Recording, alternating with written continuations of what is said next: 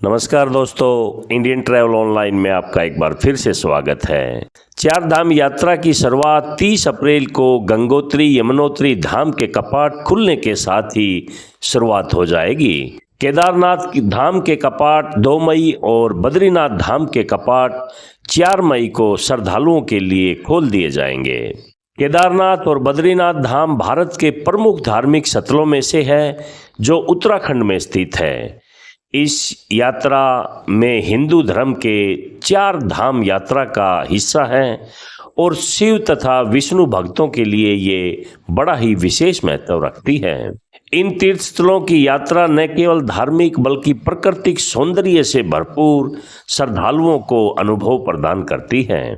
आज हम आपको केदारनाथ और बद्रीनाथ यात्रा की पूरी जानकारी इस वीडियो में बताने जा रहे हैं, जिसमें आपका यात्रा का सही समय, मार्ग, आवश्यक तैयारियां और दूसरे महत्वपूर्ण स्थान की जानकारी आपको इसमें मिलेगी।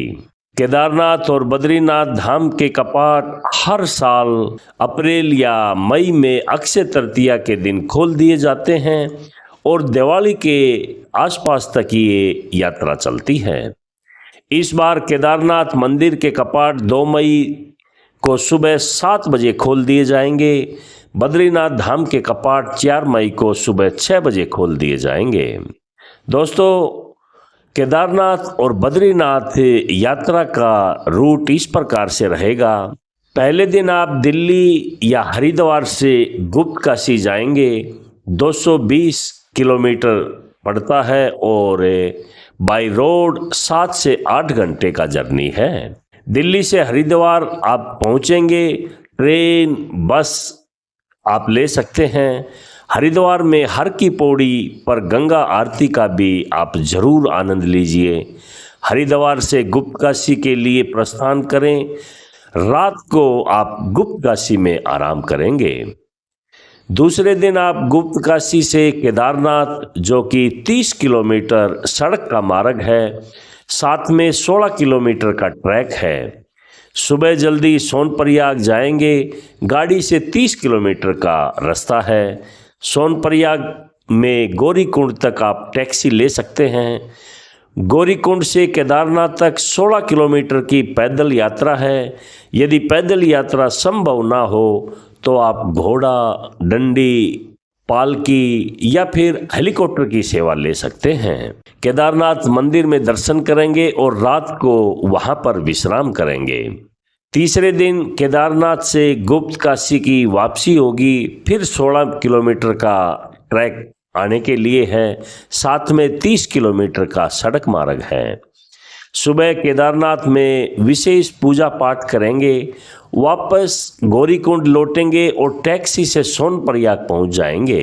गुप्त काशी लौटकर आप अपने होटल में आराम करेंगे। ट्रिप के चौथे दिन आप गुप्त काशी से बद्रीनाथ जाएंगे, जो 200 किलोमीटर की जर्नी है। 8-9 घंटे का टाइम बाई रोड लगता है। गुप्त काशी से जोशीमठ होते हुए बद्रीनाथ के लिए निकलेंगे। यात्रा के दौरान विष्णुप्रयाग, पांडुकेश्वर और जोशीमठ के भी दर्शन करेंगे। बद्रीनाथ पहुंचकर शाम की आरती में भाग लेंगे और रात को वहीं पर विश्राम करेंगे। यात्रा के 5वें दिन बद्रीनाथ दर्शन और वापसी जोशीमठ आएंगे। 45 किलोमीटर का बाई रोड रास्ता है और 2 घंटे का जर्नी है। सुबह बद्रीनाथ मंदिर में पूजा करेंगे। माणा गांव भारत का आखिरी गांव है और भीमपुल भी आप जाकर देखेंगे। जोशीमठ में रात को विश्राम करेंगे और यात्रा के 6ठे दिन जोशीमठ से ऋषिकेश आ जाएंगे।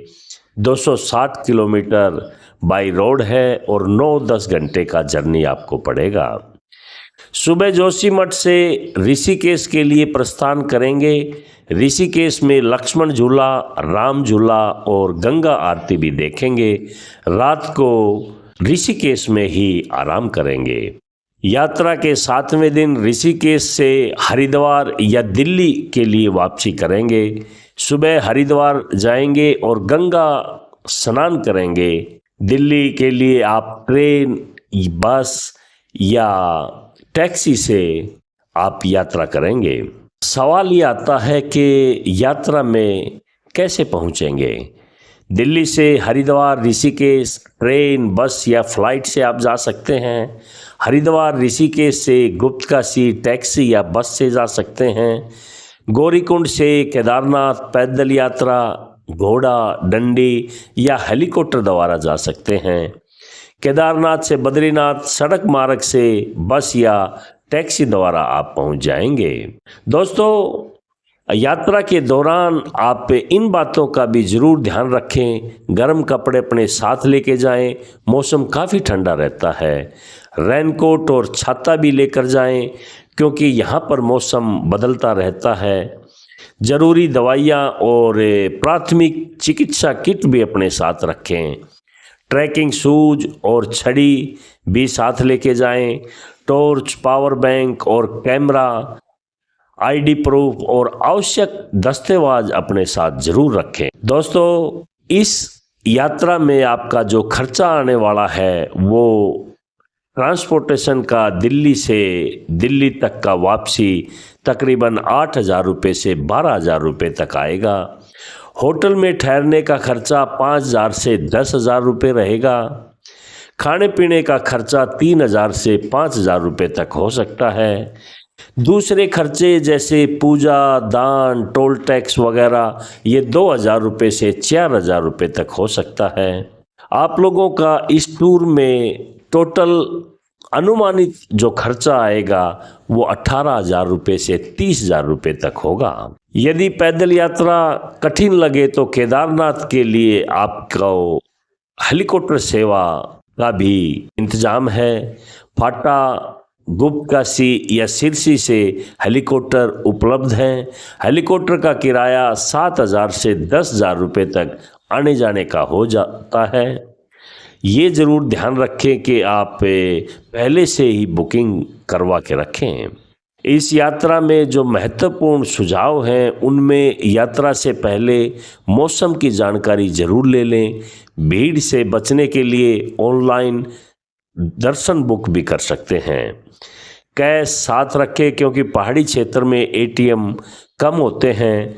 फिटनेस का ध्यान रखें क्योंकि यात्रा में लंबी पैदल दूरी शामिल है। दोस्तों, केदारनाथ और बद्रीनाथ की यात्रा आत्मिक और प्राकृतिक सुंदरता से भरपूर है। यह यात्रा न केवल धार्मिक बल्कि रोमांचक भी होती है। यदि आप इस यात्रा को अच्छे से प्लान करेंगे तो ये यात्रा एक यादगार अनुभव आपको प्रदान कर सकती है। आप अपनी सुविधा के अनुसार इस यात्रा की योजना में बदलाव कर सकते हैं, लेकिन ध्यान रखें कि बुकिंग और मौसम की जानकारी पहले से ही सुनिश्चित कर लें। दोस्तों, चार धाम यात्रा के लिए आप लोगों ने कोई भी जानकारी लेना है, टूर का प्लान समझना है तो आप इंडियन ट्रैवल ऑनलाइन में कॉल कर सकते हैं। ये आपको इसके बारे में पूरी जानकारी देंगे और जो करंट का ऑफर है वो भी आपको बताएंगे। दोस्तों, आप लोगों को ये इन्फॉर्मेशन अच्छा लगे तो कृपया शेयर और लाइक ज़रूर करें। आगे भी आप लोगों को ऐसी जानकारी देते रहेंगे। हर हर महादेव, जय बद्री विशाल।